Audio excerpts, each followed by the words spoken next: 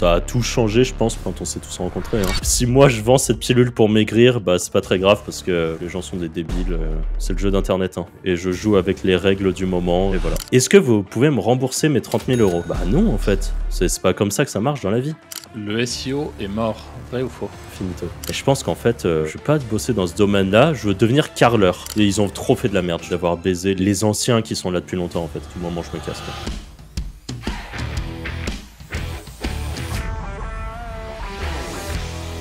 Bonjour à tous et bienvenue dans ce nouvel épisode du Wizards Podcast. Un épisode chaque semaine tous les jeudis à midi. Et on parle essentiellement de business web au sens large. Donc on parle de plein de sujets, on a parfois des invités. N'hésitez pas à vous abonner si cet épisode en l'occurrence vous plaît. On va aujourd'hui finir je sais pas, mais en tout cas oui, on va finir une première boucle, ça c'est sûr, puisqu'on a enregistré 2 épisodes, donc le premier de 2v1. L'objectif c'est qu'on prenne l'un d'entre nous et à 2 on le cartonne pendant 1 heure, 1 heure et demie, en lui posant un maximum de questions qui peuvent susciter des réponses intéressantes. On a déjà fait l'épisode d'Anthony qui a suscité, je crois que c'est notre record de commentaires. Il y a eu énormément de commentaires sur ta vidéo, Anto, donc c'est trop cool. Donc merci à tous ceux qui jouent le jeu là-dessus. Et puis on vous invite à profiter. Et je pense que je vais... Alors, dernière petite chose, en description comme d'habitude, notre formation gratuite sur la vente de liens. Si vous êtes débutant en édition de site, si vous avez envie de générer vos premiers euros sur Internet, c'est sans aucun doute l'une des manières les plus simples de le faire. Et on vous explique absolument tout gratuitement dans une formation. Donc si ça vous branche, c'est en description. Et je vais laisser Anto commencer avec la première question pour Franck, qu'on va essayer de cuisiner au mieux. Allez, je commence une bien directe. 100K crypto ou 1 million IMO? 100K crypto.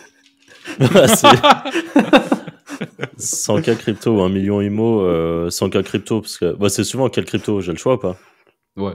100K BTC, vas-y, je prends. 100K BTC, je pense que d'ici quelques années, j'ai plus qu'avec les 1 million IMO et surtout beaucoup moins d'emmerdes. Une bonne première réponse. Alors, si tu n'avais pas le droit de faire d'affiliation ni de personal branding, qu'est-ce que tu ferais? Businessment parlant, évidemment. Du e-commerce autorisé? Bah écoute, j'imagine que tu viens de me piéger, donc ouais. Je ferais du e-commerce, je pense. Du dropshipping ou du e-commerce? Je pense du e-commerce. Ok. Quoique... Non, du dropshipping en fait. Voilà, j'aurais été sûr de te connaissant, je me suis dit ok. Là, c'est pour ceux qui viennent d'écouter ta première réponse, c'est exactement le même genre de réponse. Hein. C'est 100 000 balles de bitcoin ou 1 million d'IMO casse-couille et contraignant, ou alors du dropshipping ou une vraie marque e-commerce. Ok. Ouais, non, ça serait dropshipping SEO, parce qu'évidemment, je saurais faire partir ça facilement, je pense. Ouais.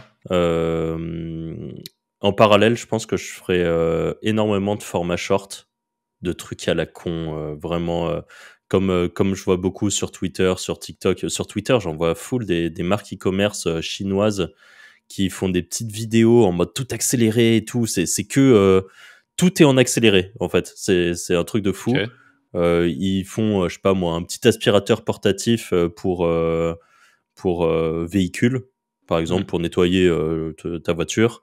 Et ils font vraiment des trucs, je sais pas, genre, ils font des dingueries, ils vont prendre un énorme seau rempli de sable et ils vont le verser sur le siège arrière et hop, ils passent le truc comme ça et tu vois que ça nettoie super bien, et le tout en format accéléré, et des mini case studies comme ça, il y en a 15 en 1 minute.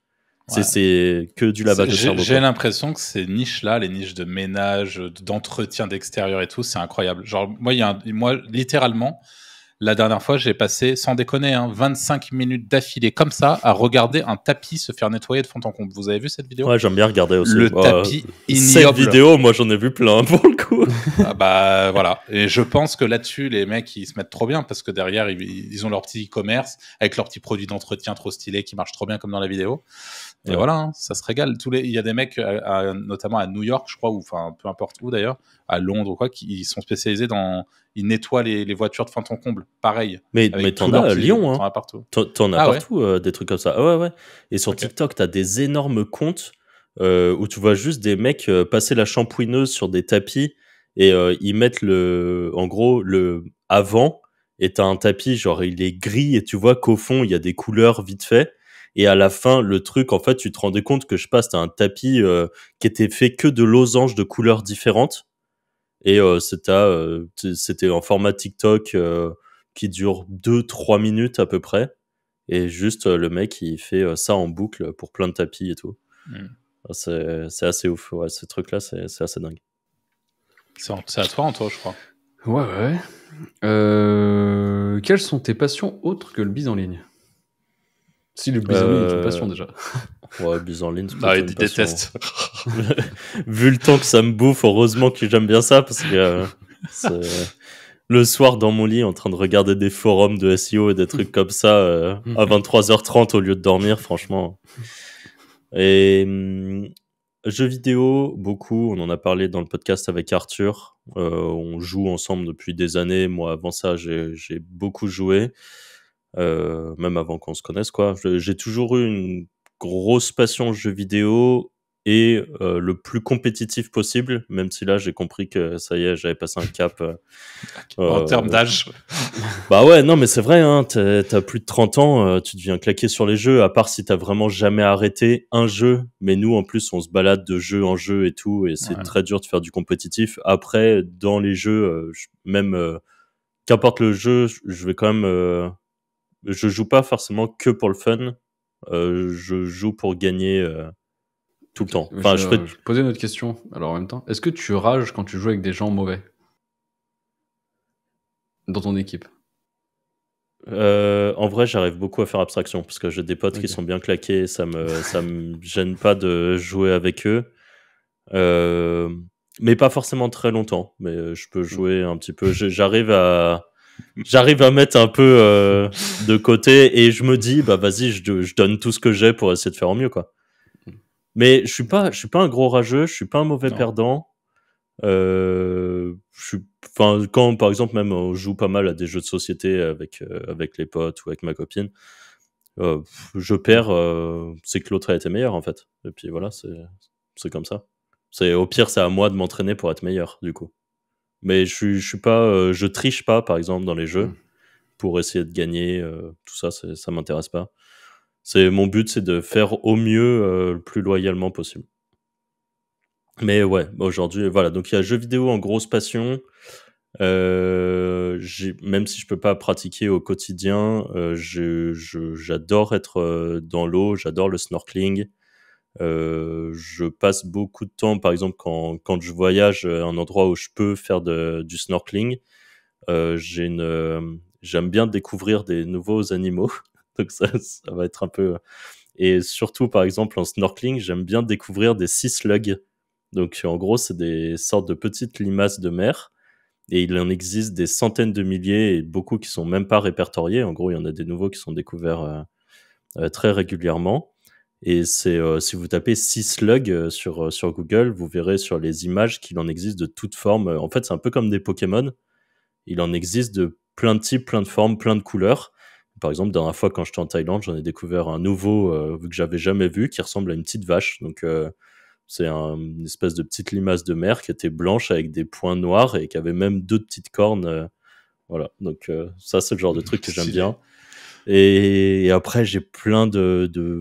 Je sais pas si c'est des passions ou des lubies ou des trucs comme ça, mais je vais prendre des sujets, je vais les tamponner. Genre, il y a un an, je me suis dit plus tard, j'aurai une maison avec un grand extérieur, peut-être un étang, des trucs comme ça.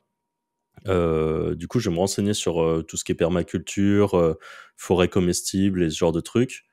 Et pendant quasiment un an, je regardais 2 à 3 heures de vidéos là-dessus. Donc en gros, pour poncer le sujet. Maintenant, je le connais bien et je peux prendre un autre sujet. Avant ça, j'avais eu tout ce qui était nutrition, micronutrition, compléments alimentaires et tout. Et pareil, je ponce le sujet, ça peut me prendre des heures et des heures et des heures. En fait, je fonctionne comme ça avec un peu des lubies ponctuelles. Lubie ou obsession?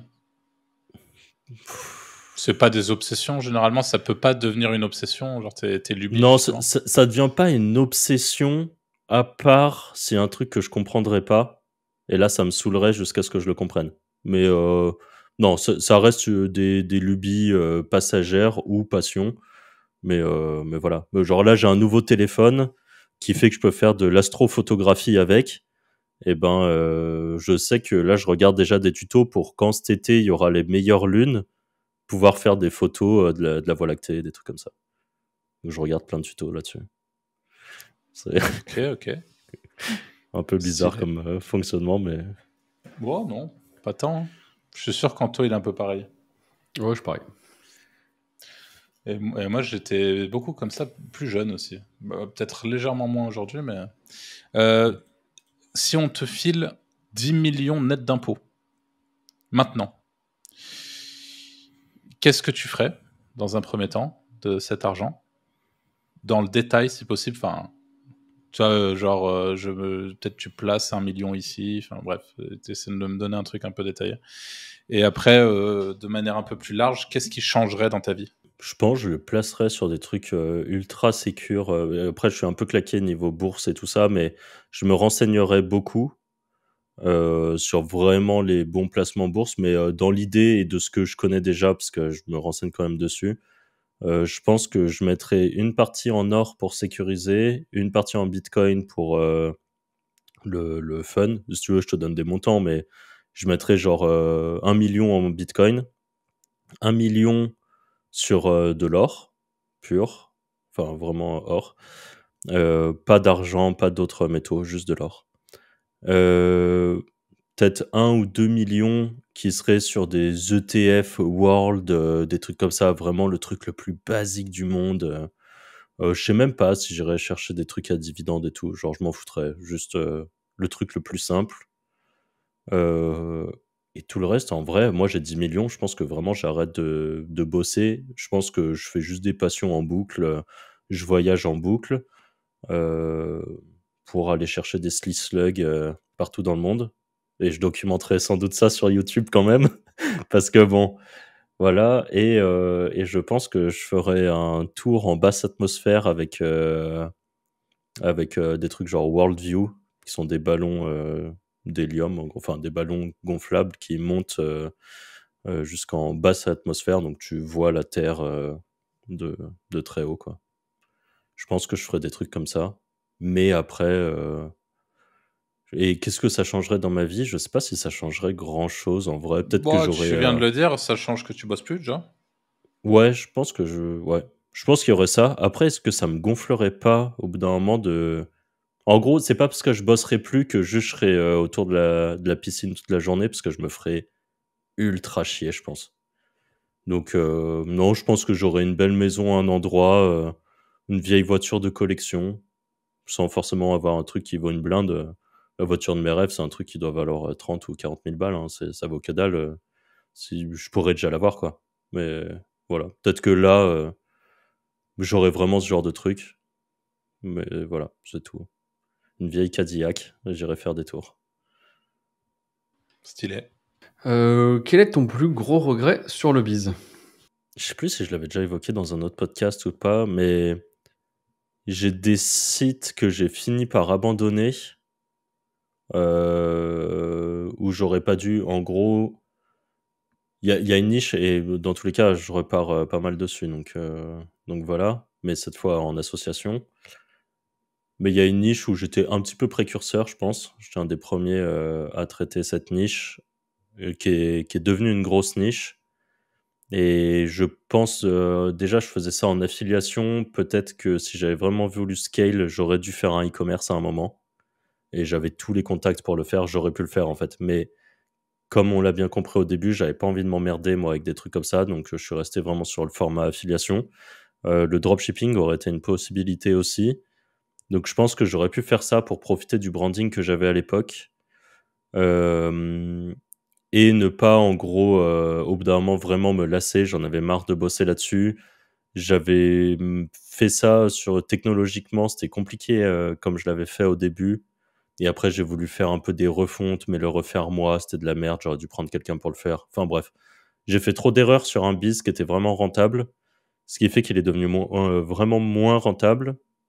Et là, quelques années après, je le reprends le même biz avec une personne qui lui est très bon SEO et qui a toute une qui est très bon dev aussi. Et en fait, moi, j'ai plus toute la partie, on va dire SEO on page. J'ai aussi les contacts, j'ai tout ça. Lui, il a plus la partie vraiment dev technique et quand même SEO parce qu'il a plein de sites d'affiliation à côté. Et moi, je suis aussi plutôt bon en SEO, donc en fait, ça matche bien.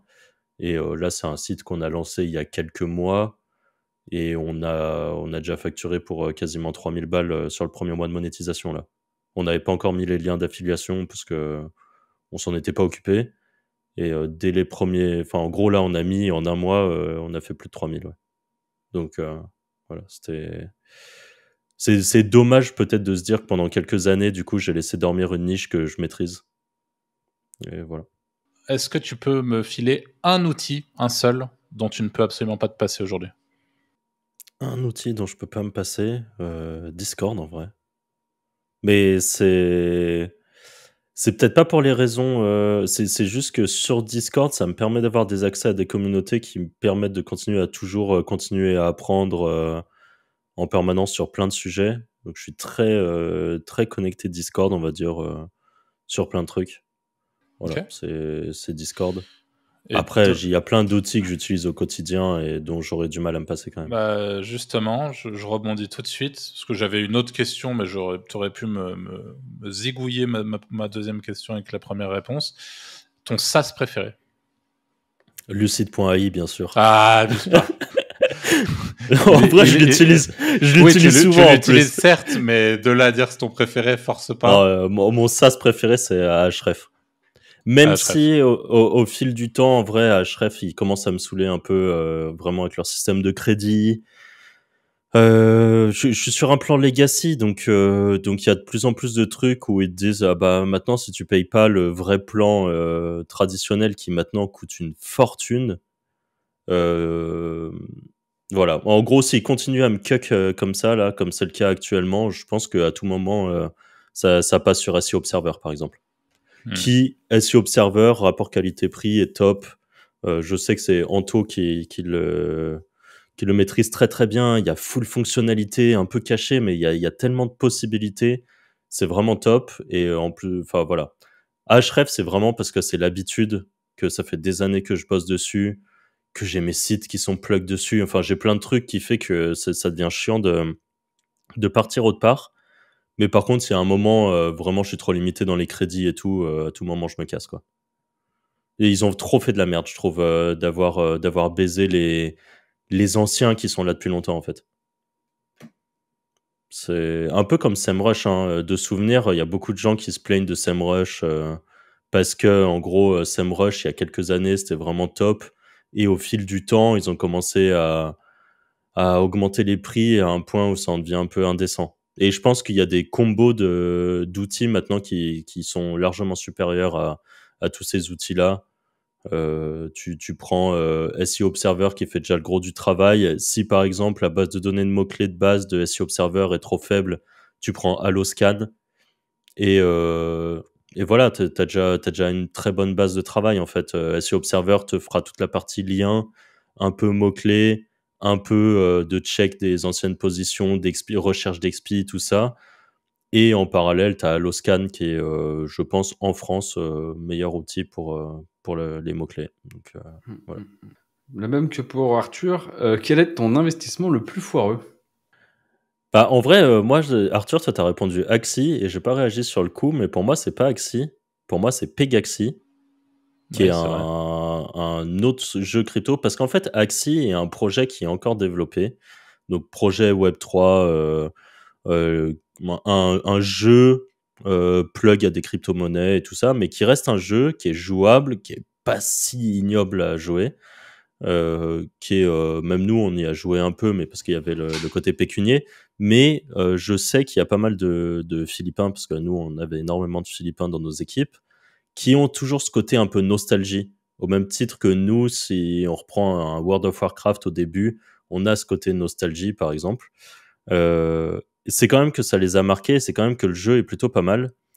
À côté de ça, on a mis quelques milliers, dizaines de milliers, je sais pas, d'argent dans Pegaxi.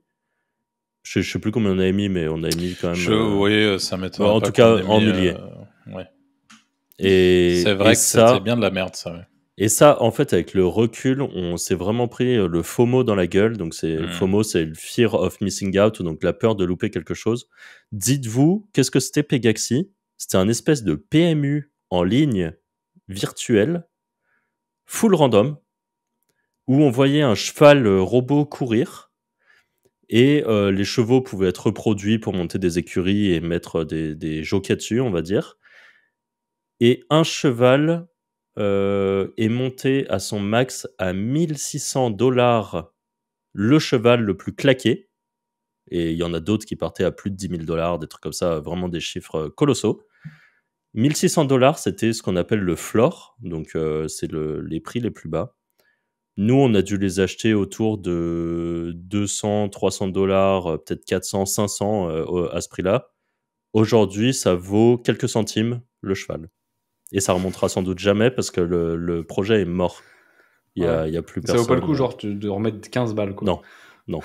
Même 15 balles, tu les mets pas. Ok. C'est vraiment, c'est rincé au max. Première et dernière fois, je pense que je fais ce type d'erreur. De vraiment... En fait, de regarder... Le pire, c'est que on savait que c'était un espèce de Ponzi. On disait c'est un Ponzi. On l'a dit pendant longtemps. Et au bout d'un moment, il y a tellement tout le monde qui gagnait de l'argent avec qu'on s'est dit, putain, quand même, nous aussi, il faudrait qu'on en profite. Et on est rentré, en fait, ça s'est pété la gueule dans la foulée, quoi. Quasiment. À quelques semaines, voire mois près. Et évidemment, on n'a jamais rien revendu et tout. Donc, si jamais... Pas vendu, pas perdu, hein, mon frère. Pas vendu, pas perdu. T'as toujours tes chevaux. J'ai toujours des chevaux, Ouais. des chevaux robots. Ouais. Stylé, Et ça, vraiment horrible, quoi. Ouais. Et ça, je pense que c'est vraiment l'investissement le plus claqué que j'ai fait. C'est vrai, ouais. Est-ce qu'il y a une chose dans le business en général que tu aurais bien aimé savoir avant? À part que Pegaxi, c'était de la merde. Une chose que j'aurais aimé savoir avant. Peut-être qu'il faut pas avoir peur d'investir dans les projets. Et ça, c'est peut-être mon côté rat, mais j'ai toujours du mal à dépenser de l'argent, moi, déléguer. En fait, par exemple, déléguer, c'est pas le fait que ça coûte de l'argent, même si ça a longtemps été le cas, mais c'est par exemple que pour la quantité d'argent que j'ai investi, j'étais jamais satisfait de ce que j'avais. Maintenant, j'ai accepté que ça pouvait pas être exactement comme c'est dans ma tête et je fais avec. Et en fait, voilà, j'ai des gens chez qui je délègue et je suis content. Mais il y a plein de trucs où j'avais un peu du mal, en tout cas avant, à voir si j'investis aujourd'hui 5 000 € sur un site, potentiellement, assez rapidement, si j'ai bien fait les choses et que tout s'est bien déroulé, et ben c'est un site qui me rapportera peut-être 3 000 € par mois, ou même 2 000. Et c'est le genre de truc où j'ai un petit peu du mal, enfin j'avais du mal. Et là, j'ai un peu moins ce truc. Je suis un peu plus OK pour dépenser. Mais pendant longtemps, ça a pu me bloquer, en tout cas sur mes projets perso. Même si quand on était à Malte, bah, tu vois, par exemple, vous, enfin les 3 autres associés, vous étiez moins comme moi, je pense, là-dessus. Donc, J'ai pas ce souvenir que tu étais comme ça. Ouais, Justement, moi, j'allais je dire, considère... c'est peut-être plus difficile parce que quand t'es en AE ou tu vois, quand c'est ton fric qui part, Ouais. mais en boîte, concrètement, c'est quand même moins dur, je trouve. Hein. Enfin, c'est un peu le... Ouais, il y a pas mal d'outils qu'on prenait pas parce que je voulais pas les utiliser parce que ça coûtait trop cher ou des trucs comme ça. Mais si derrière vous étiez les 3 à dire bah on le prend quand même, en fait, je finissais par dire bah ok, tu vois. Mais je pense que j'ai ce côté un peu rat qui est structurel, hein, enfin qui est. Je pense que c'est juste parce que quand j'étais petit, je roulais pas sur l'or ou des trucs comme ça. Du coup, ça me toujours peut-être un peu peur de manquer et du coup, je me dis bah si je le dépense là, peut-être que je pourrais moi faire le truc et j'aurais économisé 100 balles. Aujourd'hui, je le fais beaucoup moins. Aujourd'hui, notamment sur la rédaction, je rédige parfois juste parce que c'est un truc que j'ai dans ma tête. Mais si c'est quelqu'un où je sais qu'il le fera très bien, je lui envoie, même si ça me coûte 50 balles quoi, ou 100 balles. Je m'en fous. Quel serait ton biz passion que tu lancerais? Si tu dois lancer un biz passion ou si voilà, t'as plus besoin de travailler, enfin, faut que ça rapporte un minimum quand même.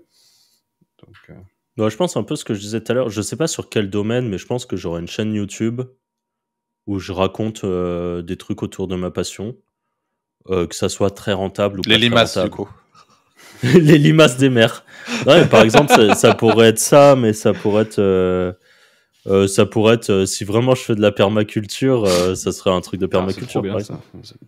Tu regardes le petit jeune là qui a acheté sa ferme ou pas? J'ai plus le nom en tête. J'en ai regardé plusieurs, mais là, je vois pas duquel tu parles, mais il y en a pas mal que je suis. Anto, il a des étoiles dans les yeux, là. Il a qu'une envie, c'est Ouais. d'acheter Non, mais sa ferme. Et... En vrai, celui que je suis le plus, c'est vraiment un vrai. Enfin, un vrai mec, il fait un peu babos, quoi. Il se promène dans ses grands champs. Ça va, il on a peut ensemble, là. Ouais, c'est J'ai vrai l'impression, mais... quand même. Ouais, mais tu vois, typique, c'est assez pas une marrant mauvaise parce chose, que mais... moi, je suis pas sûr que si je fais ça, je serais en sandales à scratch avec un pantalon qui se découpe au niveau des genoux, là, pour pouvoir le transformer en short. Je pense pas que j'aurais ça, je pense que... Tu seras en costard dans ton champ, quoi. Et je me mettrais pas à écouter du trio et à faire de la guitare autour du feu, quoi. Et des bolas enflammés. Goran, le permaculteur, c'est. C'est comment tu dis? Goran, le permaculteur. Non, je connais pas. Bah, j'aurais regardé du coup. Je regarde, il a 25 ans, c'est trop bien ce qu'il fait. Ok. Mais ouais, je pense que ça serait ça. Ou alors, si je vis au bord de l'océan, moi en ce moment, je regarde énormément de mecs qui font de la chasse au harpon. Et j'aime bien. Donc voilà. Ce serait ce genre de truc, je pense. Mais ce serait de la documentation d'une passion, en tout cas. Alors, c'est pas forcément très clair, mais à quel degré évalues-tu l'importance d'un bon réseau, d'un bon network? En vrai, c'est quand même très important. Je sais pas que j'ai pas de degré, mais c'est très important. Tu vois, je m'en rends compte. Là, par exemple, j'ai eu un call il y a quelques jours. Le mec m'appelle, me dit ouais, voilà, du coup, on bosse déjà ensemble sur tel projet. Là, on est en train de développer une nouvelle niche. Ça n'existe pas encore en France. C'est en train de se développer aux US. On va être les premiers à lancer en France. On pense que c'est un gros potentiel d'ici 2-3 ans, par exemple. Je sais plus combien il m'a dit, mais à terme. Est-ce que tu veux être notre premier affilié? Je fais bah ouais. Du coup, je lui dis bah voilà, je pense que je vais lancer un petit site, mettre un rédacteur sur le coup qui va me faire 20-30 articles. Et au moins, j'ai déjà un petit site qui est lancé sur le sujet. Et comme ça, je vois comment ça prend, je vois eux comment ils se développent. Et ça, c'est le genre d'avantage que tu as quand tu as du réseau. Autre avantage, c'est que quand tu as un bon réseau, et ben, par exemple, là, on a des problématiques, par exemple, d'infoprenariat. Bah, on en connaît dans notre entourage, notamment Nico, dont on parle très souvent. Bon, bah, il nous file un coup de main là-dessus. Au même titre que lui, par exemple, des fois, il a des problématiques SEO. Il nous fait un vocal sur WhatsApp dans un groupe dans lequel on est. Hop, on lui répond à ça. Donc, c'est le genre d'avantage, c'est que tu peux avoir... ouais, même c'est tout con, mais tu veux certains tools, tu dis à Anto, j'ai telle problématique. Est-ce que tu connais un tool ou un service qui fait ça? Je pense que Anto m'a jamais dit non à un truc, quoi. T'as toujours un tool qui traîne et qui peut faire quelque chose. Enfin voilà, c'est le genre d'avantage qu'on a. Et en fait, dans notre cercle proche et moins proche, il y a des gens qui font vraiment de tout, on va dire. Et aussi bien des gens qui font du e-commerce, des gens qui font de l'infoprenariat, des gens qui vendent juste des services, des freelances, des agences, il y a absolument tout, de l'automatisation. Et en fait, dès qu'on a une problématique, on peut facilement aller demander à un proche ou moins proche, mais à quelqu'un qui est bon dans son secteur, de nous filer un petit coup de main. Et à chaque fois, c'est un peu de l'échange de bons procédés. Le jour où lui, il a un problème, bah, il peut nous contacter et ainsi de suite. Donc un réseau ultra important. Et comme on l'a déjà dit plusieurs fois, si vous savez pas par où commencer, pour vous faire un réseau, vous venez sur le Discord des Wizards, vous discutez avec les gens, vous posez vos questions, vous répondez aux autres. Et vous allez très vite capter qu'il y en a, par exemple, qui font énormément de media buy.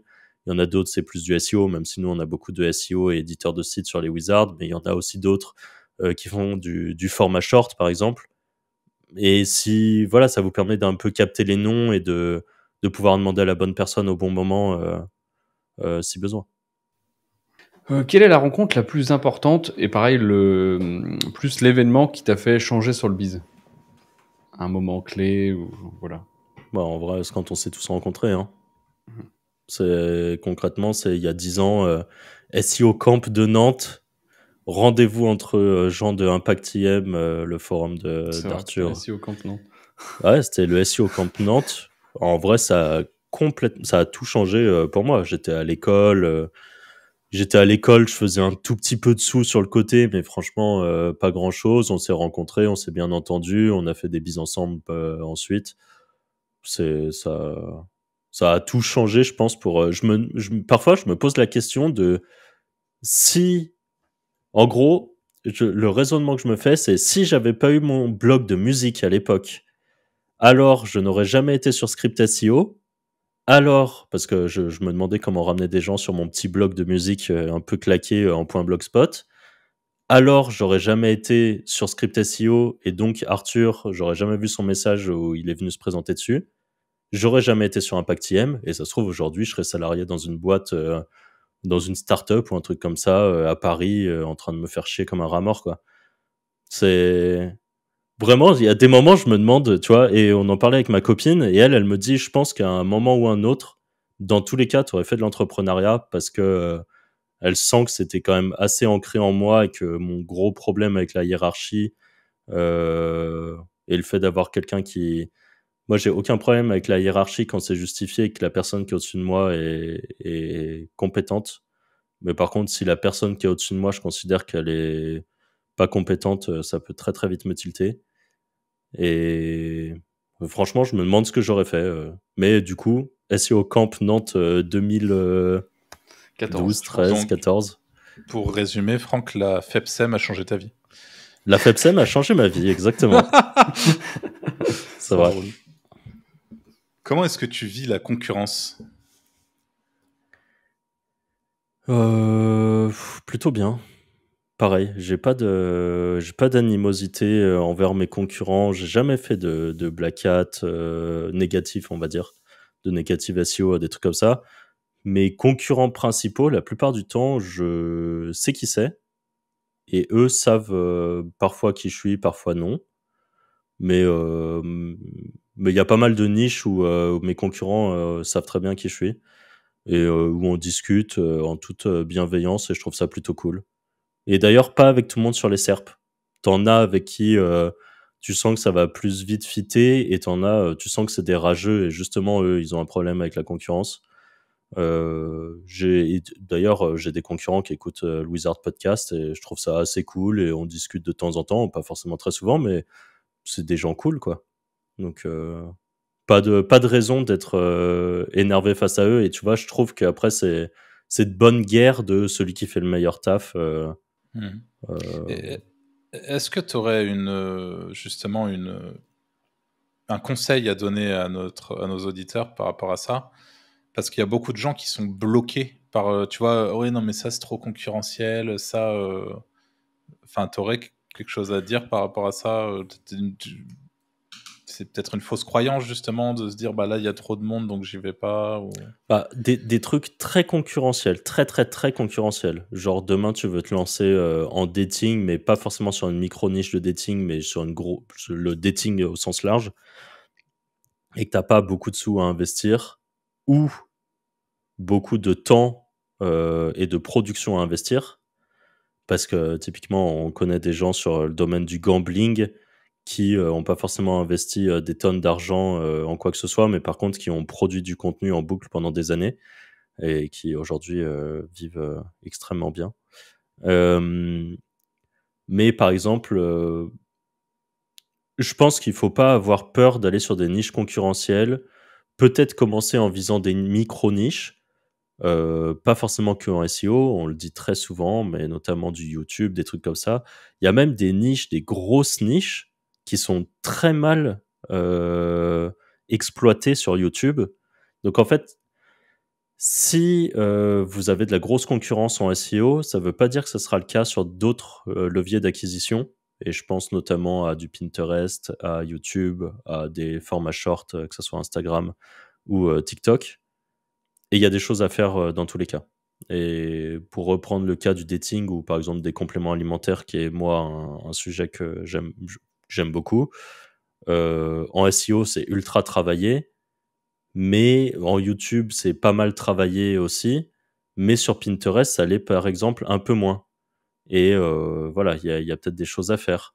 Euh, il y a peut-être une chaîne YouTube, un TikTok ou du Reels pour un petit peu faire de l'évangélisation des compléments alimentaires, expliquer pourquoi tel truc, bah, au final, ça peut être bien, dans quelles circonstances, et ainsi de suite. Et je pense qu'il y a toujours quelque chose à faire, en fait.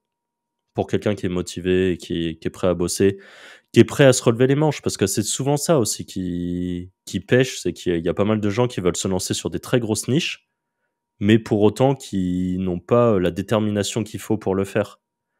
Et demain, tu veux te lancer sur le dating, par exemple. Je pense que même sans avoir des quantités d'argent phénoménales, il y a moyen de faire des trucs. Je dis pas de se sortir 100 000 balles par mois ou des trucs comme ça, mais se sortir du 5-10K par mois, c'est clairement à la portée de toute personne qui apprend, Qui est formé, en tout cas. qui est formé, bien sûr, qui est formé, ça c'est c'est obligatoire, mais surtout quelqu'un qui, en plus d'être formé, va vraiment produire. Et là, par contre, tu peux tourner assez fort. Ouais. Comment imagines-tu l'évolution du SEO dans 5 ans? Ou du biz web en général? BizWeb, je pense que ça existera toujours sous n'importe quelle forme. SEO, je pense que ça existera toujours, mais avec des formes un petit peu différentes. Je pense que le SEO sera plus global et reliera justement au moins du YouTube et le SEO en format site comme on connaît. Malgré tout, je pense pas qu'il y aura du SGE qui répondra vraiment 100% à tout et que je pense que les gens auront quand même besoin d'avoir plusieurs avis, par exemple, avant de faire des décisions d'achat. Euh, donc je pense que même si par exemple tu as une IA qui te répond sur un moteur de recherche et qui te dira le meilleur complément alimentaire pour mieux dormir c'est celui-là, et ben je pense que il y a une partie des gens qui du coup achèteront le complément alimentaire, mais il y a quand même une partie des gens qui iront faire des recherches plus approfondies, essayer de capter plusieurs avis. Et voilà. Après, est-ce que voilà, ça c'est mon point de vue.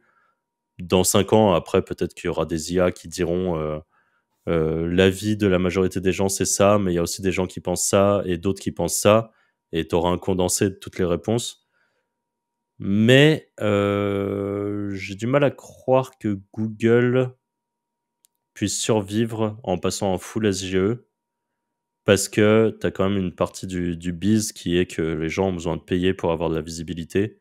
Et à part si tu payes pour avoir de la visibilité dans les réponses d'une IA, et là, je trouve que ça serait très border, et je pense que je suis pas sûr que ça passerait, honnêtement, auprès du public et auprès des gens qui communiqueraient autour de ça.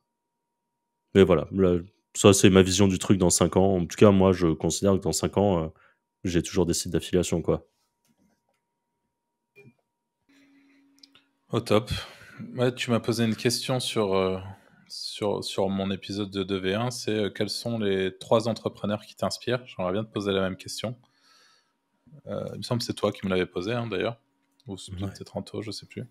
Non, c'est Franck.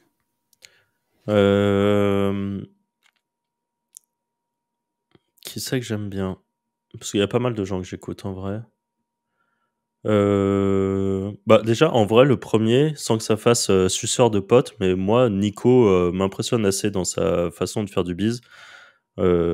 Nicolas, donc, qui fait du KDP sur YouTube. Le truc, c'est que si vous écoutez ces vidéos YouTube, vous comprendrez pas forcément mon point de vue parce qu'il parle quasi exclusivement de KDP, mais moi, je connais l'arrière de comment se passe son biz et je trouve qu'il a une très bonne façon de faire du biz, qu'il a une belle vision à long terme et tout ça. Donc, en vrai, j'apprécie ce qu'il fait. Et sinon, j'aime bien, et je l'ai dit plusieurs fois, et c'est marrant parce qu'on a tous des avis très divergents là-dessus, mais moi, j'aime bien Antoine Blanco. Pareil, sur YouTube, j'aime bien sa façon de faire son build-in public. Je trouve qu'il a l'air assez posé dans ses façons de faire ses idées de bise. Il y en a qui trouvent, par exemple, dans les sans permission, qu'il manque de culture, qu'il manque de profondeur dans ses réponses. Moi, je pense qu'il est encore très jeune et je trouve ça cool ce qu'il fait pour quelqu'un qui a son âge, en gros. Je sais plus quel âge il a peut-être 22, 23 ans. Ou 24, ouais, je sais plus. Ouais, voilà. Et il a un beau biz, et même avant son biz orienté make money, qui du coup permet de faire des gros chiffres, mais même avant ça, son biz qui était orienté musculation, je trouvais ça cool comme il le faisait. Sa façon de communiquer autour de ça, bref, dans l'idée, c'est quelqu'un que j'apprécie plutôt bien. Et un autre entrepreneur, pareil que peut-être j'écoute pas mal sur YouTube. Grand Angle. Moi, j'aime. Ouais, Grand Angle, j'aime beaucoup, mais là, ça sort vraiment. Quoique, ça sort pas forcément des biz web, mais Grand Angle Crypto, j'ai commencé à écouter Grand Angle, donc vraiment sa première chaîne, à l'époque où il avait un vieux fond vert dégueulasse, qu'il était assis sur son canapé noir et qu'il expliquait des trucs d'économie. J'aimais bien, et lui, il a vraiment scale assez fort, je trouve. Globalement, il a vraiment scale très fort. Il a développé la chaîne Grand Angle Crypto, donc avec toute une partie crypto. Maintenant, ils ont des boîtes de minage. Lui, par exemple, c'est quelqu'un qui a vraiment su profiter de son réseau, pas dans le mauvais sens du terme, hein, mais profiter dans le sens, grâce à son média, il a rencontré des personnes, il s'est associé avec eux sur des projets, et il scale comme ça toujours plus. Donc ça, j'aime bien. Il y a peut-être un côté que j'aime un peu moins chez lui, c'est qu'il joue beaucoup sur le business de la peur en général. Donc le monde va mal, donc acheter un peu ma formation sur tel truc. Je suis pas toujours aligné avec ce genre de choses, même si je sais que ça marche très bien. Donc voilà. Mais ouais, et j'en avais peut-être un autre, mais je l'ai plus en tête. Si ça me revient, peut-être je le dirai tout à l'heure. Est-ce que tu as plus d'éthique ou moins d'éthique qu'au début d'Internet, enfin au début que tu as commencé? J'en ai moins. Ça s'est pas allé en s'améliorant. Pourquoi ça? Parce que les trucs où il y a un peu moins d'éthique rapportent plus d'argent, et j'aime bien gagner de l'argent. Je suis pas du tout en mode hippie. Mon but, c'est... Enfin, c'est... Ouais, je crois qu'il y a plusieurs podcasts où je l'ai dit. Moi, niveau éthique, tant qu'un truc est légal, ça me gêne pas de faire des bises du moment qu'ils sont bankable. J'aime bien, quoi. D'ailleurs, on l'a assez dit aussi dans notre live privé pour la Wizard Academy. Bon, voilà, on a présenté beaucoup de trucs avec des affiliations qui étaient clairement border. Et voilà, c'est le jeu, quoi. C'est ce qui rapporte le plus. Accessoirement, depuis que je suis vraiment sur Internet, que je vois les commentaires de tout et n'importe quoi, je considère que beaucoup de gens sont cons. Mais genre vraiment de façon très triste. Et en fait, au début, ça me faisait un peu de la peine. Et aujourd'hui, plus du tout. Je me dis, les gens sont des débiles. Et si c'est... Voilà. En gros, je sais pas, truc pas très éthique. C'est le début de l'été. On arrive au début de l'été. Les gens vont forcément vouloir perdre du poids pour aller à la plage. T'as le choix entre aller à la salle, faire du cardio, faire des trucs comme ça pour perdre du poids, ou alors tu te tapes une vieille pub avec une meuf en bikini où elle est obèse morbide à gauche, elle était brune avec des lunettes, et sur la photo juste à côté, c'est marqué 2 mois après, elle a perdu 60 kilos, elle est devenue blonde sans lunettes et avec des taches de rousseur alors qu'elle les avait pas sur la première truc. Donc en gros, voilà, et t'as des gens en commentaire qui vont dire incroyable cette transformation, et puis qui vont aller acheter la pilule pour maigrir. Eh ben, je me dis que si moi je vends cette pilule pour maigrir, bah c'est pas très grave parce que il y a forcément quelqu'un qui ira la vendre. Je sais qu'il y en a qui vont hurler quand je veux dire un truc comme ça, mais c'est le jeu et j'ai plus trop de scrupules typiquement pour ce genre d'affiliation, perte de poids, les ketos et les trucs comme ça. C'est le jeu d'internet, hein. Et je joue avec les règles du moment et voilà. Alors, petit case study. J'aimerais bien, c'était la première question que tu avais posée à Anto sur son 2v1. Imagine-toi demain, tu dois lancer un site sur les détecteurs d'IA. Quelle est ta stratégie complète on-site / off-site? Alors, évidemment, on va pas y passer 1 heure, mais dans les grandes lignes, quoi. Moi, j'aimerais bien savoir comment tu t'organises en termes de structure sur la partie on-site, dans les grandes lignes, ce que tu mets en place, et off-site, qu'est-ce que tu fais, où tu achètes tes liens, etc., etc. En vrai, je partirais sur un truc assez simple, hein. D'ailleurs, c'est un peu la méthode qu'on explique dans la Wizard Academy, hein. Je partirais sans doute, parce que moi j'aime bien, je partirais sans doute sur un EMD. Mais ça, c'est parce que moi j'aime bien, c'est très personnel. J'ai l'habitude de bosser avec des EMD. Si je peux avoir détecteur IA ou détecteur AI ou détecteur-ai.com, .fr, .net, .org, qu'importe celui que je peux avoir, si je peux en choper un, je pars sur un EMD par habitude. Ensuite, je ferai des catégorisations. Je suis en train de le dessiner sur mon petit carnet au passage. Mais en gros, je ferai une homepage assez classique pour expliquer quel service je vais proposer sur mon site, quoi, qu'est-ce que j'apporte aux gens. Ensuite, je ferai pas mal de contenu informatif en mode guide où dans tout ce contenu informatif, j'expliquerai l'intérêt des détecteurs IA. Par exemple, comment vérifier si mes élèves à l'école font de l'IA? Comment vérifier si mon rédacteur me propose de l'IA, enfin me donne des trucs IA? J'ai pas beaucoup d'idées comme ça, mais je ferai une recherche de mots-clés très orientée sur les IA. Je présenterai aussi les IA de rédaction, par exemple, en disant, voilà, il y a telle IA de rédaction qui existe, parce que ça reste dans le même champ sémantique global. Donc, je ferai toute une partie comme ça qui serait vraiment de l'informatif sur pourquoi utiliser des détecteurs IA et tout ce qui gravite autour. Ensuite, je ferai tout simplement une catégorie de mon site ou une page mère, on va dire, d'avis. Donc là, je ferai des avis pour chaque détecteur IA. Donc avis pour lucide.ai, avis pour d'autres. En parallèle, j'essaierai d'aller négocier des codes promo si je peux. Et comme ça, je pourrais ranker sur avis et code promo, idéalement. Donc je ferai ça pour tout ce qui existe. Même ceux qui proposent pas de l'affiliation, vraiment, je prends tous les détecteurs d'IA qui existent et je fais un article d'avis dessus. Tous, même le plus claqué. Et vraiment, même s'il est naze, je dis, bah franchement, il est naze. Voilà. Mais un truc le plus authentique et le plus large possible. Je traite tous les sujets. Je m'inscris aux newsletters. Je m'inscris là où je peux. Je fais de la veille pour dès qu'il y a un nouveau détecteur IA qui sort, eh ben, je le couvre le plus rapidement possible. Si possible, je fais en sorte d'être le premier à couvrir quand il sort, en faire un article sur mon site. Même si c'est un article qui est court, même si j'ai pas beaucoup de temps, que j'ai une demi-heure devant moi, je vais pondre un 500 mots qui donne mon avis là-dessus. Mon but, c'est de toujours être le premier. Et ensuite, je ferai toute une catégorie sur les détecteurs d'IA, mais en fonction des situations. Donc, par exemple, le meilleur détecteur IA au global, mais par exemple, les détecteurs d'IA ou les meilleurs détecteurs d'IA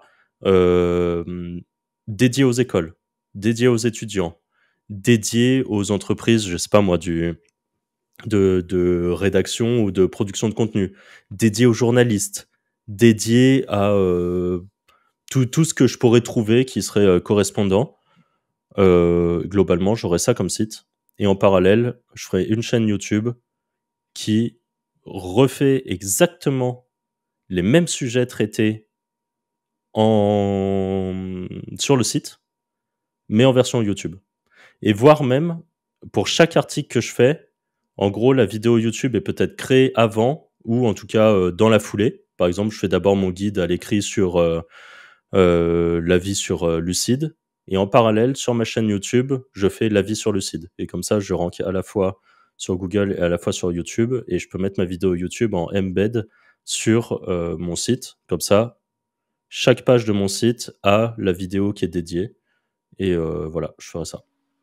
Ok. Et off-page? Alors ça, c'est le on-page. Off-page, je ferai du ninja linking, lien forum, soit que je ferai moi, soit qui serait délégué. Je trouverai des sites majoritairement autour de l'informatique, des nouvelles technologies, des IA, des trucs comme ça. J'irai poser des liens en ninja linking. Je ferai aussi pas mal de petits liens type Linkuma, par exemple, dont on a déjà parlé plein de fois, où il y a on mettra sans doute le lien d'affiliation, parce qu'on a un lien d'affiliation pour Linkuma, et on a un code promo Wizards qui donne 15%. Je les cite pas parce que... à vie, d'ailleurs, 15% de réduction à vie sur vos commandes. Je les cite pas parce qu'on a l'affiliation. Hein. Moi, c'est la strat que je fais vraiment. La plupart de mes sites que j'ai lancés dernièrement ont une campagne Linkuma qui est partie dessus. C'est voilà, du petit lien.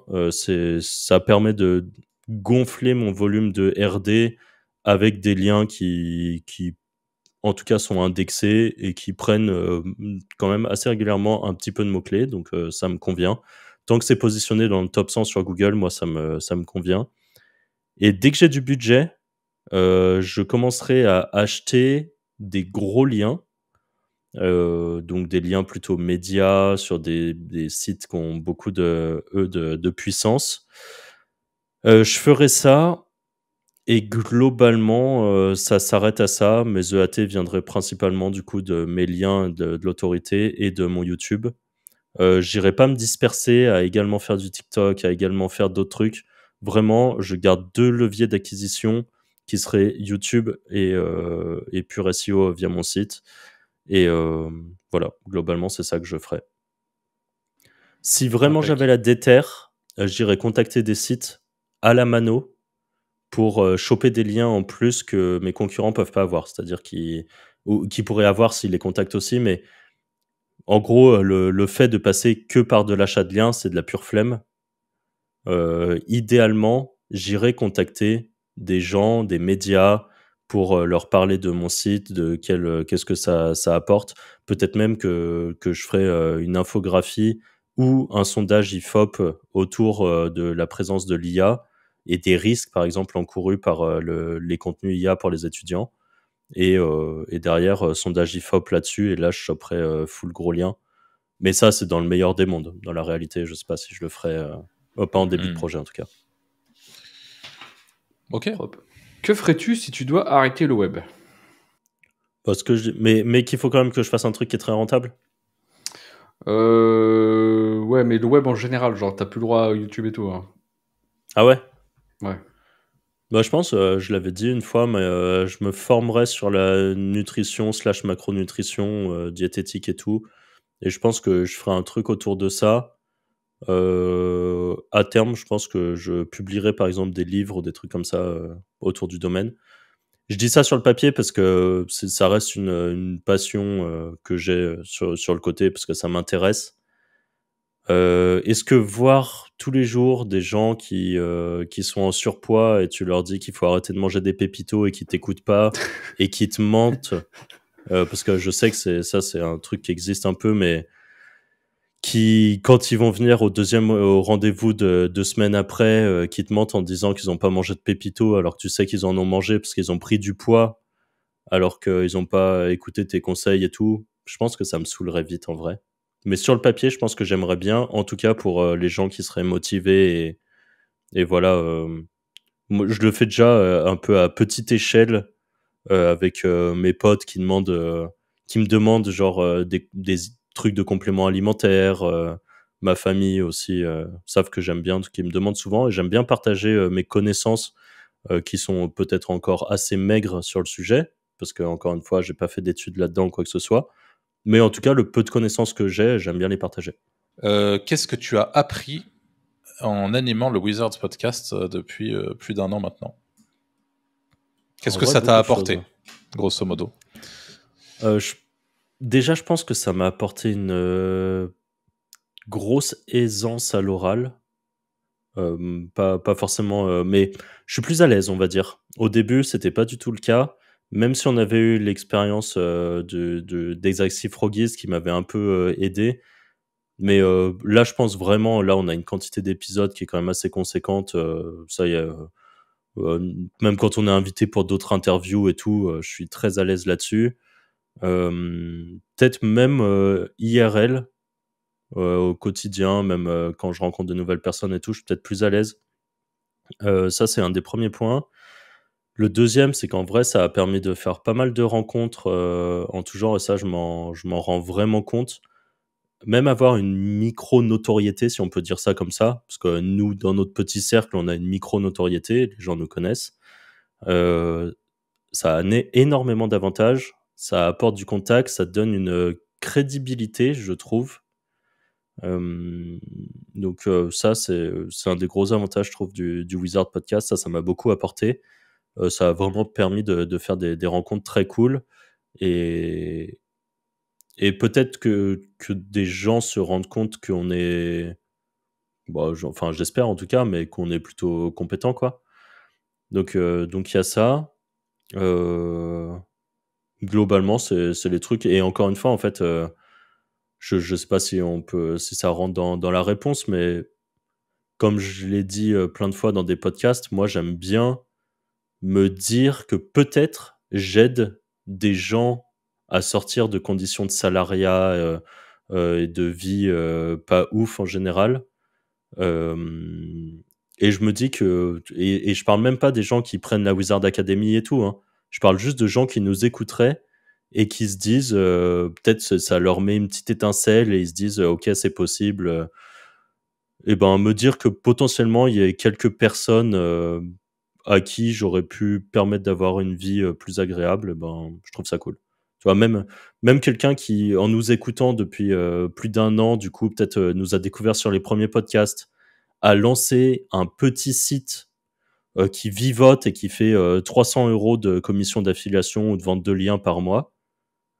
Et ben, je pense que 300 € en plus tous les mois, ça peut un peu changer une vie. Et voilà, je pense que ça, c'est le genre de truc qui est cool, je trouve. Ok, trop cool. Quelle est ta zone de génie? C'est dur à répondre pour soi-même, je trouve, ce genre de questions. Moi, je sais pas, je pense que ma vraie zone de génie, ce serait vraiment de rester très SEO. Donc, recherche de mots-clés, préparation des contenus, des mots-clés à taper dedans, analyse un petit peu dans la Search Console des mots-clés qui peuvent être intéressants, et partie netlinking, savoir où acheter et ne pas trop me faire pigeonner. Je pense que c'est ça. Globalement, même quand je délègue, moi, je vérifie quand même, qu'importe chez qui j'achète, je vérifie l'indexation des liens, je vérifie que les liens sont bien do follow et pas no follow, je vérifie que les liens sont bien visibles des crawlers de Google. Et ça, il y a beaucoup de gens qui ont une partie de leur budget, je pense, qui part dans du lien qui est même pas visible par les crawlers de Google. Est-ce que c'est Ça me beaucoup ou fait pas, je sais. penser, Franck, je t'ai posé la question sur une astuce pour faire de la veille, j'ai un doute. Parce que je vois que je l'ai tagué comme si je te l'avais posé, mais la réponse à cette question me fait penser à ça. Non, je crois pas, Ok, en vrai. donc je te l'ai pas posé, parce que moi je dirais du coup que l'une de tes très très grosses qualités, et ça depuis que je te connais, c'est-à-dire depuis 10 ans, c'est que tu as cette capacité à faire de la veille approfondie. Tu l'as dit tout à l'heure en rigolant, mais à 23h30, tu es sur des vieux forums SEO. Enfin, je dis vieux forums, mais c'est un très bon Ouais. forum, mais script SEO. Mais ce que je veux dire par là, c'est que les forums, c'est un peu un truc qui est de moins en moins porteur. Et toi, tu es toujours, et je sais que là, on parle de ça, mais en fait, tu es sur encore quelques forums en parallèle que tu suis et sur lesquels tu es ultra régulier depuis des années, que ça soit sur les sujets de la finance, sur plein de trucs. Mm. Et que tu as cette capacité du coup à te renseigner, à te documenter, à beaucoup lire sur un sujet et à être du coup très bon sur les sujets sur lesquels tu t'intéresses de manière générale. Je pense que ça fait partie, ça fait partie de la réponse que tu viens de faire, hein. Ouais.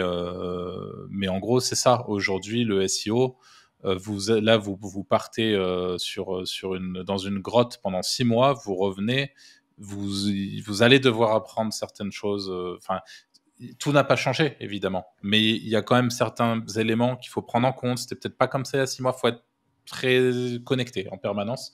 Et d'ailleurs, je dis le SEO, mais c'est avec beaucoup de tout. sujets du web, en fait.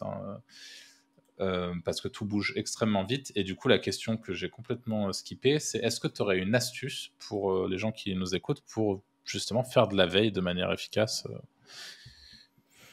Pour moi, il y a un côté un peu où il faut se forcer, hein. Mais moi, je me force plus parce que, encore une fois, j'aime bien ça, mais euh, j'ai pas d'astuce. Si, en fait, à la limite, une des solutions, je l'ai fait pendant un bon moment. J'avais une adresse email un peu poubelle où dedans, je m'inscrivais dans toutes les newsletters, tous les digests des forums et des trucs comme ça. Et de temps en temps, je l'ouvrais et les titres qui m'attiraient l'œil, je regardais. Ça, c'est une façon de faire. Sinon, la réalité, moi, c'est que j'ai quelques forums, quelques Discord que j'aime bien. 3, 4, ça peut être largement suffisant. Ou quelques personnes que j'aime bien sur Twitter et que je suis. Et en fait, juste, je prends leurs trucs et je regarde. Enfin, ça me tient un peu au courant de toutes les nouveautés tout le temps. Par exemple, j'aime bien, moi, sur Twitter, je crois qu'à chaque fois je le cite, mais il y a Fabien Rakidel qui fait un très bon résumé de toute la partie SEO. Et c'est très bien, Stéphane Madaleno, parce que quand il tweet pas forcément beaucoup, mais quand c'est le cas, c'est très pertinent. Qui me vient en tête? Il y a peut-être Raph SEO de temps en temps qui donne des petites infos plutôt pas mal. Et après, il y a d'autres personnes, mais voilà, c'est plus dans le flux général. Et ça, c'est la partie après réseau, forum. Dans tous les cas, il y a Script SEO qui pour moi reste ma valeur sûre depuis toujours. J'aime bien les Black Hat World par exemple, mais en fait, il y a tellement de bruit que ça devient chiant de trouver la petite info qui est pertinente dedans. Et c'est un peu le problème des Discord aussi en général. Et sur YouTube, eh ben, je suis quelques personnes que j'aime bien, des Matt Diggity, des Authority Hacker que j'aime bien. Et après, il y en a plein que je suis, mais c'est parce que leurs vidéos passent un peu dans mon flux et que je les regarde. Et par contre, moi, j'ai aucun problème à regarder une vidéo d'un mec qui a 200 abonnés et qui parle d'un truc de SEO, par exemple, qui a une agence ou un truc comme ça. Parce que dedans, je considère qu'il y a toujours une petite info que je pourrais gratter. Et j'ai, je pense, cette capacité à même réécouter plusieurs fois les mêmes choses en boucle. Pas forcément de la même personne, mais de 3 personnes différentes qui vont raconter exactement la même chose. Et ben moi, je peux regarder tous ces contenus-là et en fait, je considère que la récurrence me fera apprendre et retenir. Ok. Anthony. J'arrive. Bah, même question qu'Arthur, quel serait ton bise ultime, le fin du jeu? Je pense que ça serait d'avoir un énorme site d'affiliation, un peu à la, par exemple, Finance Hero, sur la partie finance ou des trucs comme ça, je trouve ça assez cool. Mais je pense que le bise ultime, c'est que je le garderai pas forcément longtemps, que je finirai par le vendre. Et de sortir avec un très gros billet. Euh, Là, un des derniers sites que j'ai lancé, c'est un peu ça l'idée, je pense. C'est essayer de lancer un très gros site sur un sujet. Et si ça tourne très fort, de le revendre. Et d'en sortir avec quelques millions, je pense. Globalement, c'est ça. Et en fait, j'aime bien, moi, le business model de l'affiliation. Donc, je me vois pas forcément. Je veux pas dire que j'irai partir dans un énorme truc e-commerce ou, euh, ou des trucs comme ça. Vraiment, l'affiliation, en fait, je trouve ça tellement bien que j'ai Ouais, un peu c'est du sûr. mal à m'imaginer faire autre chose, en fait. Que penses-tu de ton expérience avec la création, enfin c'est un peu compliqué, mais avec la création de la Wizards Academy, donc de la formation des Wizards, est-ce que l'expérience t'a plu? Est-ce que tu as fait des découvertes auxquelles tu t'attendais pas forcément, dans le sens dans la difficulté de ce type de business et de support? Enfin voilà, c'est plus là-dessus que se porte la question. Euh, Alors, dans l'idée, ça me plaît, mais comme l'avait dit Anto, c'est plus compliqué que ce que ça laisse percevoir. Quand on voit des gens qui font de l'infoprenariat, en général, sur YouTube ou qu'importe les endroits, on a l'impression que c'est très simple. Et la réalité, c'est que derrière, c'est beaucoup plus compliqué, mais plein de petits trucs, même gérer son LMS, donc par exemple un système IO, gérer toute cette partie, nous c'est Anto qui la gère quand même pas mal, mais gérer les automatisations, les trucs de tag, les relances, tous ces trucs-là, c'est plus compliqué que ce qu'on pourrait croire. Derrière, il y a des choses qui sont assez compliquées aussi, c'est qu'on gère des humains, hein, donc on traite avec des humains, qu'il y a des trucs qui peuvent être un peu... moi, je suis très tilté. Par exemple, on a dû avoir, sur toutes les ventes qu'on a fait, on a dû avoir 1 ou 2 refunds, je pense. Ouais. Et il me semble que c'est ça. Et si j'ai l'impression qu'on me demande un refund et qu'on essaye de me baiser, ça m'énerve très vite. C'est le genre de truc, moi, ça peut très vite me tendre. Donc, par diplomatie, Non, mais qu'est-ce que tu entends par là qu'on essaie de baiser, c'est-à-dire? Eh ben, c'est quand tu vois que, par exemple, nous, la l'accord des politique... 60 heures. Voilà, en gros, la politique de refund pour nous, c'est que faut que tu aies regardé qu'un seul module. Il faut que, globalement, t'aies pas passé des heures à regarder la formation. Et en fait, t'en as, quand tu regardes, il y a 60 heures de formation regardées. Et enfin là, dans un qui avait dit ça, qui a demandé un refund, et qui dans tous les cas avait déjà bloqué sa carte, mais qui dit est-ce que je pourrais me faire refund parce qu'en fait la formation je l'ai achetée, mais je me rends compte que je la mettrai pas en application. Et en fait ça, mais c'est quoi ce truc? C'est comme si demain tu vas à HEC, tu vois, tu fais une école à 10 000 balles l'année, donc tu fais HEC, tu te tapes tes 3 ans de HEC, donc tu as payé ta formation à l'école, et à la fin, tu vas voir HEC et tu leur dis mais je pense qu'en fait, je veux pas Je vais faire bosser dans carreleur. ce domaine-là, je veux devenir carreleur. Est-ce que vous pouvez me rembourser mes 30 000 euros? Bah non, en fait. C'est pas comme ça que ça marche dans la vie. Donc voilà. Et heureusement que c'est extrêmement rare, parce que ça, c'est le genre de truc, moi, ça peut me tendre très vite. Et il y a des... En gros, j'aime pas me dire que quelqu'un essaye de me baiser. Et j'aime pas en fait, c'est des gens... moi, vous le savez, il y a des avocats dans ma famille et tout. C'est le genre de truc, à tout moment, j'ai envie de mettre un avocat sur le coup et d'aller récupérer. Mais même si moi, je dépense plus d'argent, en gros, ça m'énerve que quelqu'un ait pu profiter, on va dire. C'est le genre de truc, moi, ça me tend très vite. Mais voilà, heureusement, toi, Arthur, tu sais bien recanaliser là-dessus et dire que c'est un peu la vie, quoi. Mais enfin, que c'est le jeu de ce genre de choses. Mais je trouve ça très malhonnête et ça m'énerve. Ouais. Mais voilà, après...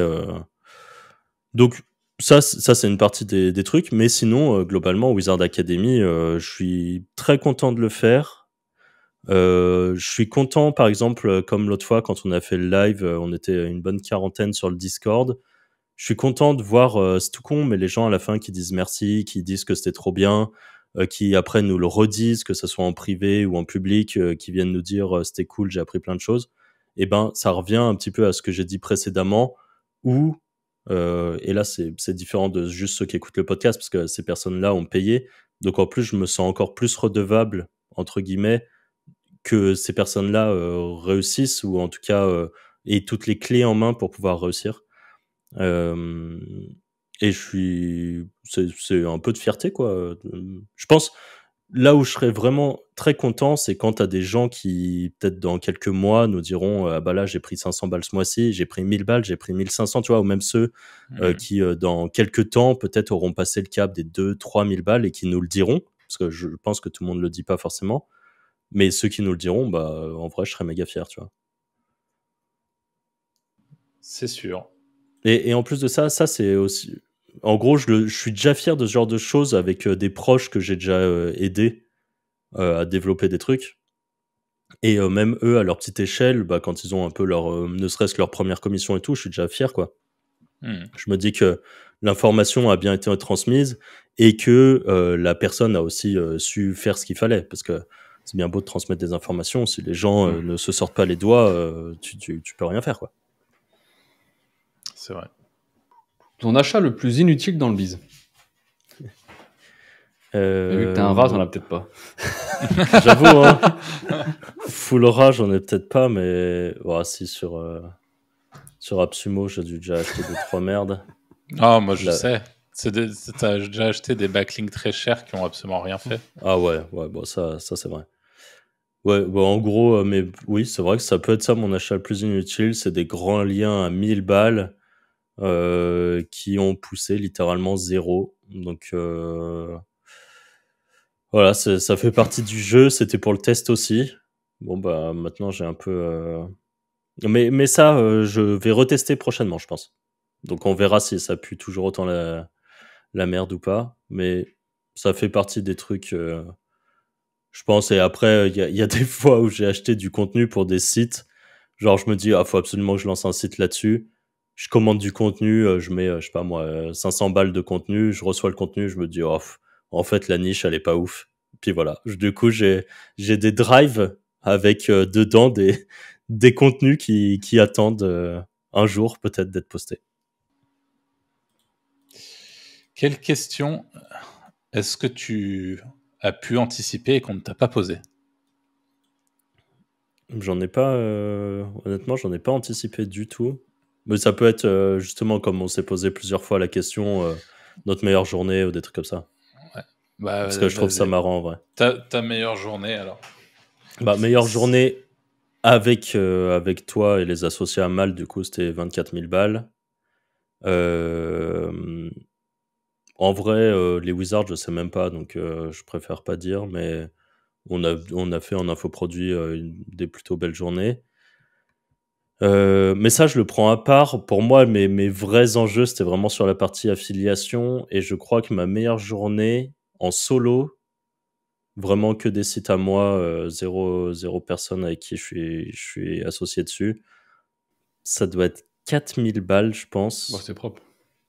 En Black Friday, il y a peut-être 3 ans, 2-3 ans, je sais plus, peut-être 3 ans. Et ça devait être réparti sur une bonne dizaine d'affiliations différentes. Donc c'est vraiment le cumulé de tout. C'est pas un programme d'affiliation, c'est ma journée en gros, ça devait être ça, auquel j'enlève parce que c'est pas compté dedans, mais sans doute 2-3, je pense pas, mais peut-être 1 ou 2 ventes de liens dans la journée, trucs comme ça, ce qui devait représenter peut-être 100 balles de différence. Mais globalement, c'était ça sur différentes niches, mais majoritairement autour du complément alimentaire et de la santé et de la remise en forme.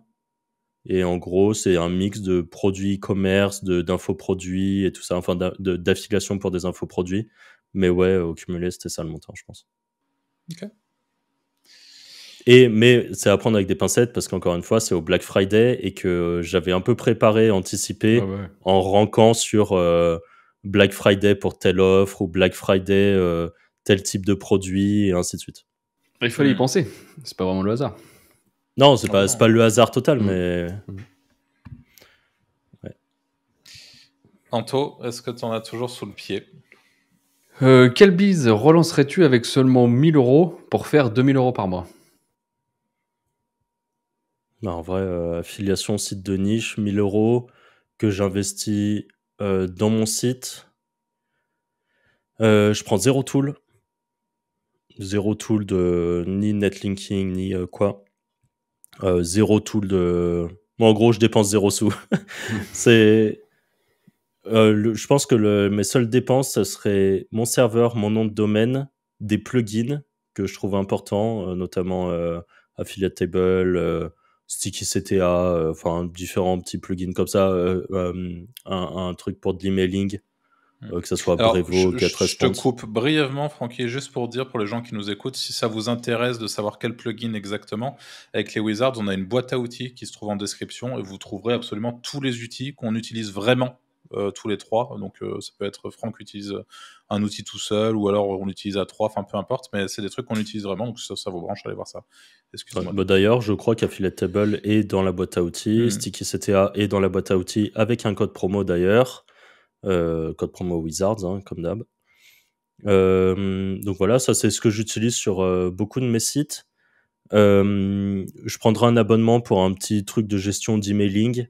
Donc voilà, GetResponse ou un truc comme ça. Un plugin pour capter les emails si besoin, mais peut-être que je me débrouillerai pour le faire de façon gratos. Ce qui est tout à fait possible avec, encore une fois, des GetResponse ou des Brevo. Peut-être que pour aller plus vite, je délèguerai un petit peu de rédaction, mais en vrai, je pense pas, parce que ça, je sais très bien le faire et que je pourrais le faire. Je ferai mon Ninja Linking tout seul. Et par contre, j'achèterai peut-être un petit peu de lien Linkuma avec 1 000 €. Bah, je me dis que je mets par exemple 30 ou 40 € par mois de lien Linkuma, par exemple. Et avec tout ça, bah, j'ose espérer que d'ici 6 mois, par exemple, je touche mes premières coms ou un truc comme ça, même peut-être avant, parce que mon but serait vraiment d'être précurseur pour traiter très vite, comme je le disais tout à l'heure dans le petit case study que tu m'as proposé, Arthur.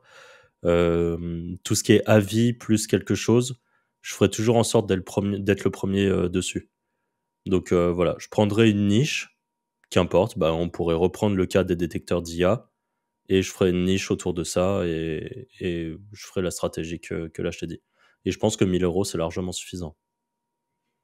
Si on est capable de faire pas mal de trucs. Il y a beaucoup de choses que du coup je ferai tout seul, quoi. C'est même beaucoup trop en fait, par rapport à la stratégie que tu viens de nous montrer. À part l'hébergement, le nom de domaine et Les plugins, ça va vite. quelques plugins, ouais. Bon, ça peut vite monter. Après, si tu te mets en abonnement mensuel, bon, bah, ton budget, il est pas cramé instantanément.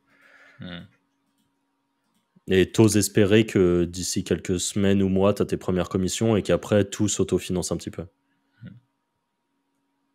Ok. Moi, j'ai des questions encore, mais c'est des petites questions un peu spécifiques, Anto. Donc, si tu as des questions, à la limite. Parce que moi, après, c'est des tu préfères ou des vrais ou faux. Donc, Non, j'en ai plus spécialement. Tu préfères travailler avec des inconnus ou des potes? Avec des potes. Dans l'idée, je sais que c'est pas forcément bien, mais en fait, un pote, tu sais à peu près comment il est, et quand tu t'engages à bosser avec lui, tu sais à quoi t'attendre avant. C'est Le vrai. seul truc, c'est que si ça se passe mal, bah, tu ruines potentiellement une amitié. Donc, c'est le côté très négatif. Un inconnu, il y a trop de... C'est dur, hein, tomber sur un inconnu qui correspondra parfaitement à ce que tu veux. C'est compliqué. L'avantage d'un pote, je trouve, c'est que tu sais avec qui tu t'engages, et globalement, si Et t'es encore, vraiment bien pote... parce qu'en fait, typiquement, nous, on a la particularité, enfin, je sais pas, moi, demain, par exemple, tu dois bosser, tu dois t'associer avec Clément, qui est un de nos potes ici sur Lyon. En effet, tu le connais, et on a la particularité d'avoir des potes qui sont quand même tous relativement branchés business, tous entrepreneurs, etc.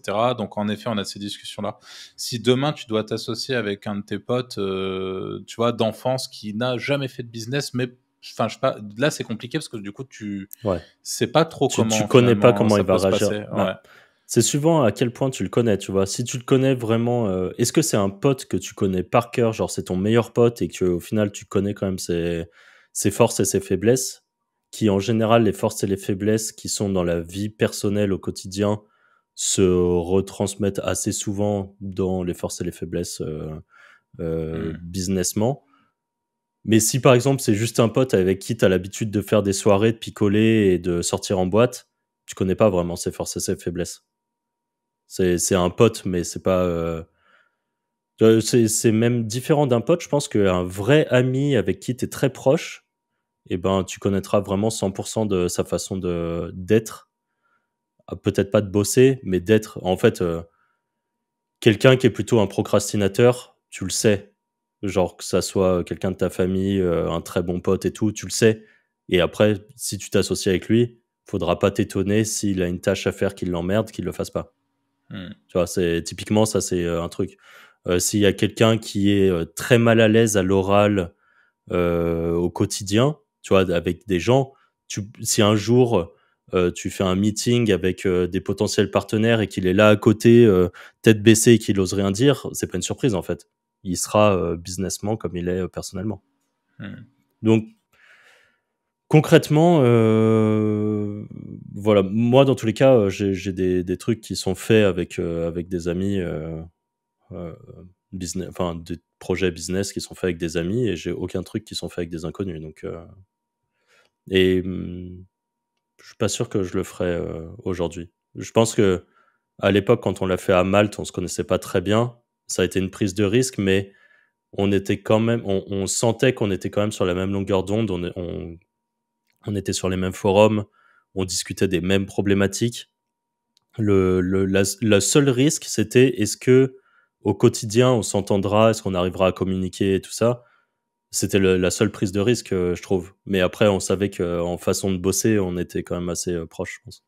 Eh bien, écoutez, moi, ce que je vous propose, c'est qu'on passe. Je vais te poser du coup pas mal de questions. Tu préfères, Ok. Franck, et après, il y aura quelques questions vrai ou faux aussi. Et l'objectif, ça va être de couvrir plusieurs sujets un peu plus rapidement.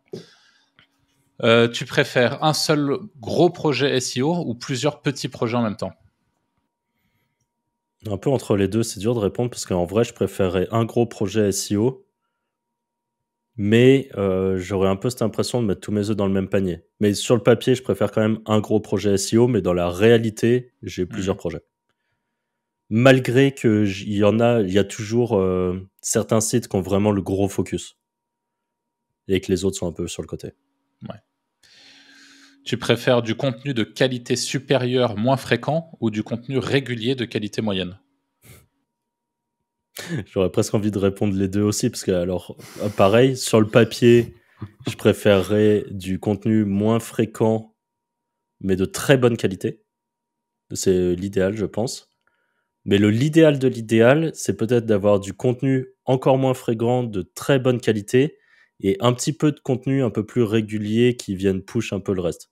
Mais si vraiment j'ai pas le choix et que je dois en choisir un des deux, je préfère du contenu moins fréquent, mais de très bonne qualité. Ok. White hat / grey hat ou black hat? White hat, grey hat. Ça, c'est un peu évident, mais bon, on se devait quand même de la poser. Tu préfères bosser 8 heures par jour, 5 fois par semaine pour le restant de tes jours pour 15 000 balles net par mois? Donc, je répète, 8 heures par jour, 5 fois par semaine pour le restant de tes jours, enfin, jusqu'à la retraite, pour 15 000 net par mois, ou bosser 2 heures par jour pour le restant de tes jours pour 3K net par mois? 2 heures, 3K. Ouais. Et on peut passer au vrai ou faux, ça sera assez rapide aussi. En SEO, la qualité du contenu est plus importante que la quantité de liens entrants. C'est suivant le volume. J'avoue que c'est compliqué de juste répondre vrai ou faux à ça. C'est parce que c'est suivant le volume. C'est pour développer là-dessus. Si tu as un site avec 5 excellents contenus, genre les meilleurs contenus qui existent au monde sur un sujet, et que tu as 0 backlink, malheureusement, tu seras invisible. Si tu as, par contre, les 100 meilleurs contenus sur un sujet, mais 0 backlink, ça marche très très bien, je pense. Et à l'inverse, en gros, un site qui aurait 20 contenus moyens, mais beaucoup de liens, il y a de fortes chances qu'il arrive à prendre des positions, mais je pense que ça sera quand même moins qu'un 100 contenu parfait et pas de backlink. Mais faut quand même garder en tête que les deux vont de pair. Le SEO, c'est pas soit l'un soit l'autre, c'est les deux en même temps. Le SEO est mort, vrai ou faux? Finito. Non, faux. Faux, mais je peux développer, mais en gros, faux, mais il évolue tout le temps, donc en fait, il faut se tenir à jour. Justement, le SEO va mourir, vrai ou faux? Ben moi, je pense pas. Ça revient à la question où on se disait dans 5 ans. Je sais qu'il y a plein de gens qui sont ultra pessimistes là-dessus, mais de mon point de vue, non. Ok. Il sera différent. Surtout avec les trucs européens, mine de rien. Ouais. Quand ils sont en train clairement, de C'est possible que ça redistribue les cartes d'ailleurs. Explique vite fait de quoi tu parles, Anto, parce que je suis pas sûr que tout le monde soit au jus de ça. Pour la loi antitrust européenne, vous avez peut-être vu c'est sur le Google Maps. Déjà, il n'y a plus la map, tu peux plus trop cliquer dessus.